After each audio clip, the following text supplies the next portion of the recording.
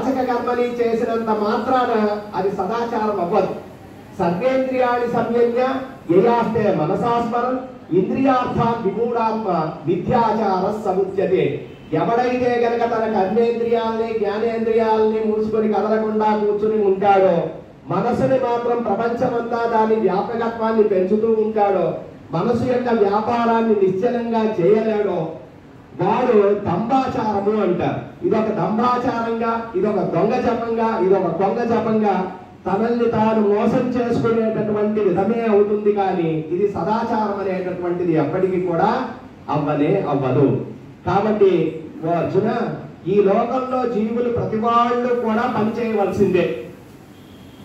ఆ పని అనేటటువంటిది తప్పనిసరి పని చేయాల్సి వచ్చినప్పుడు ఏం చేయాలి?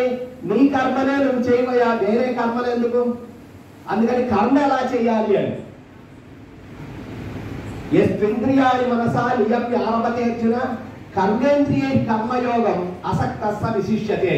నిజమైనటువంటి కర్మ చేసేటటువంటి వాడు ఎవరయ్యా అంటే, ఎవరైతే గనక తన మనస్సు చేత తన పంచ జ్ఞానేంద్రియాలను స్వాధీనపరుచుకుని వాటి ద్వారా పంచ కర్మేంద్రియాలతో కర్మ చేయించగలుగుతాడో వాడు శ్రేష్ఠుడైనటువంటి వాడుగా కీర్తించబడతాడు అనేటటువంటి శ్లోకం ఇది.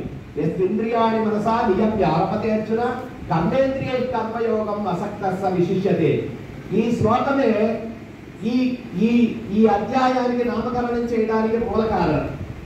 కర్మయోగంలో కర్మ అంటే ఏమిటి అని వివరించినటువంటి శ్లోకం అన్నమాట. ఆ విధంగా నువ్వు కర్మ చేయాలి. కాబట్టి అర్జున, ఇప్పుడు నీకేమర్థమైంది? ఈ లోకంలో పుట్టిన వాడు కర్మ చేయాల్సిందే, కర్మ చేయకుండా ఉండడానికి వీల్లేదు.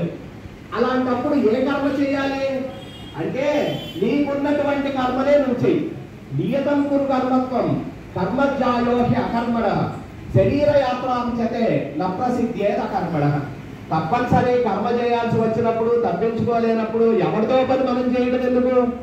మనకు నియంత్రించబడినటువంటి కర్మలు ఏవైతే ఉన్నాయో, నియత కర్మలు ఏవైతే ఉన్నాయో ఆ కర్మలనే మనం చేద్దాం.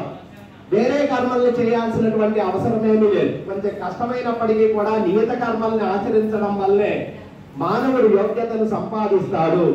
కాబట్టి నియత కర్మల్నే నీవు చేయవలసినది అని చెప్పాడు.